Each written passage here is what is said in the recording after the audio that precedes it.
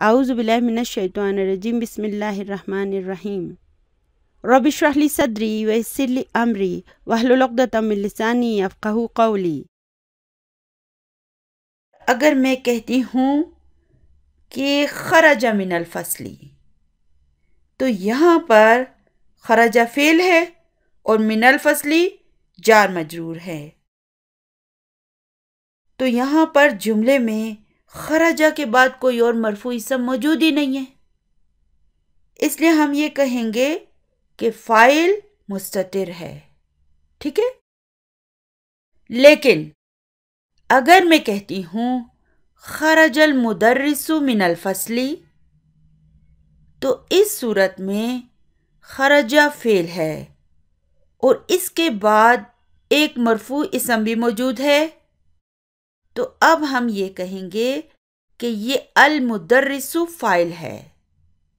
اب ہم یہ نہیں کہیں گے کہ فاعل مستتر ہے، کیونکہ اب جملے میں فاعل آ کر سامنے کھڑا ہو گیا ہے، ہمارے سامنے موجود ہے، اس لیے اب یہ مستتر نہیں رہا۔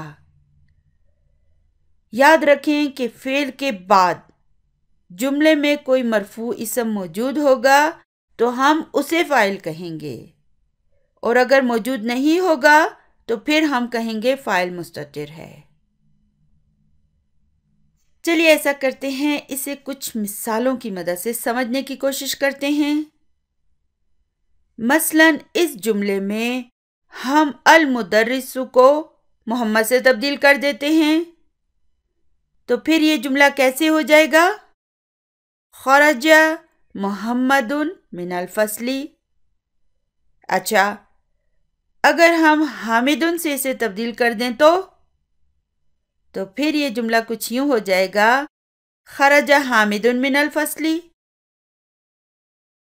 چلیے ابھی ایسا کرتی ہوں کہ میں اسے ایک ڈاکٹر کے ساتھ تبدیل کر دیتی ہوں، میں اس کی جگہ الطبیب لکھ دیتی ہوں، تو یہ جملہ کیسے ہوگا؟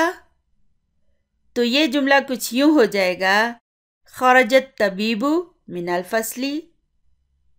چلیے اب میں ایک انجینئر سے اسے تبدیل کر دیتی ہوں، تو یہ ہو جائے گا، خرج المہندس من الفصل۔ مہندس انجینئر کو کہتے ہیں نا۔ تو ہم نے ان جملوں میں کسے بار بار تبدیل کیا؟ کون ہے جسے ہم تبدیل کر رہے ہیں؟ جی ہاں، فاعل کو۔ ہم یہاں پر فاعل کو بار بار تبدیل کر کے جملے بنا رہے ہیں، اور یہ سب آپ کو سمجھانے کی خاطر میں نے فاعل کو سرخ رنگ سے لکھ دیا ہے، تو جملے میں جہاں کہیں سرخ رنگ سے کوئی اسم لکھا ہوا ہے نا، وہ فاعل ہے۔ اور اس پہلے جملے کو دیکھیں، خرج من الفصل، اس میں نے کسی لفظ کو سرخ رنگ سے نہیں لکھا، اس کا مطلب ہے اس میں فاعل موجود نہیں ہے، اور جہاں جہاں پر سرخ رنگ سے کوئی اسم لکھا ہوا ہے وہی فاعل ہے۔ اس طرح انشاءاللہ تعالی آپ کے لیے فاعل کو پہچانا آسان ہو جائے گا۔ چلیے ایسا کرتے ہیں کہ اب ایک بزنس مین کو اس جملے کا فاعل بنا دیتے ہیں، تو یہ ہو جائے گا، خرج التاجر من الفصل۔ چلیے ابھی ایسا کرتے ہیں کہ ایک مؤنث کو فاعل بنا دیتے ہیں، مثلا میں تاجر کی جگہ فاطمہ کا نام لکھ دیتی ہوں، تو پھر یہ جملہ کیسے ہو جائے گا؟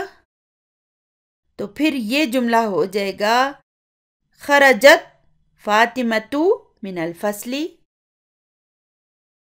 غور کریں، فاعل کو مؤنث میں تبدیل کرنے کی صورت میں ہمیں فعل میں بھی تا و تانیثی کا اضافہ کرنا پڑا۔ فعل کو ہم نے خرجہ سے خرجت میں تبدیل کر دیا۔ چلیے اب مجھے یہ کہنا ہے کہ آمنہ مسجد گئی، تو اسے میں کیسے لکھوں گی؟ ذہبت آمنۃ الی المسجد۔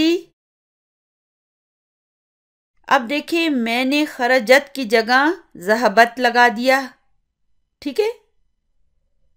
تو میں نے کہا ذہبت آمنۃ الی المسجد، دیکھیں ابھی کتنا مزہ آ رہا ہے۔ اب ہم ماشاءاللہ کتنے ایکسپرٹ ہو گئے ہیں کہ ہم خود سے جملے بناتے جا رہے ہیں۔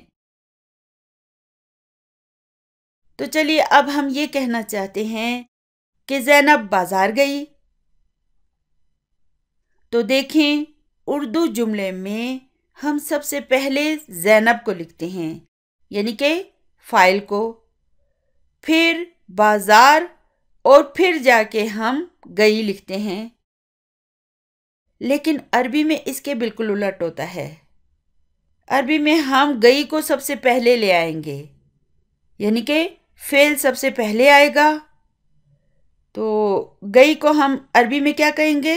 ذہبت۔ پھر اس کے بعد ہم فاعل کو لکھیں گے، یعنی کہ زینب کو، اور پھر بازار کو لکھیں گے، یعنی کہ الی السوق۔ تو عربی میں یہ جملہ کچھ یوں ہو جائے گا کہ ذہبت زینب الی السوق۔ سوق بازار یا مارکیٹ کو کہتے ہیں۔ چلیے اب ہم کہتے ہیں کہ علی مسجد گیا، تو آپ کیا کریں گے؟ گیا کو سب سے پہلے لے آئیں، ذہبہ، پھر فاعل کو لائیں علیٌ، اور پھر جار مجرور الی المسجد۔ ٹھیک ہے نا؟ چلیے اب میں کہتی ہوں آمنہ یونیورسٹی گئی، تو میں کیسے کہوں گی؟ تو میں گئی کو پہلے لے آؤں گی، یعنی کہ ذہبت، پھر فاعل کو لے آئیں آمنۃ، اور پھر جار مجرور الی الجامعۃ۔ تو جملہ کچھ یوں ہو جائے گا کہ ذہبت آمنۃ الی الجامعۃ۔ اردو میں ہم اسے یوں کہیں گے کہ آمنہ یونیورسٹی گئی، اور انگلش میں ہم کیسے کہیں گے؟ Amna went to the university۔ چلیے اب مجھے کہنا ہے کہ خدیجہ اسکول گئی۔ ٹھیک ہے، اب ہم کیا کریں گے؟ سب سے پہلے فعل کو لکھیں، مؤنث ہے نا، اس لیے ہم کیا لکھیں گے؟ ذہبت۔ پھر فاعل کو لے آئیں خدیجہ، اور پھر جار مجرور الی المدرسۃ۔ کتنا آسان ہو گیا ابھی ہمارے لیے عربی جملے بنانا، کتنا مزہ آ رہا ہے، زبردست۔ اب میں کہتی ہوں عائشہ گھر گئی، ذہبت عائشۃ الی البیت۔ پہلے فعل آیا، پھر فاعل آیا، اور پھر جار مجرور۔ ابھی میں کہتی ہوں حامد ٹوائلٹ گیا ہے، تو میں کیسے کہوں؟ ذہب حامد الی المرحاض۔ دیکھیں حامد مذکر تھا نا، اس لیے یہاں پر ہم ذہبت نہیں لکھ سکتے، ہم لکھیں گے ذہبہ، یعنی کہ روٹ ورڈ کو لکھیں گے ہم، پھر فاعل کو لکھیں گے حامد، اور پھر جار مجرور الی المرحاض۔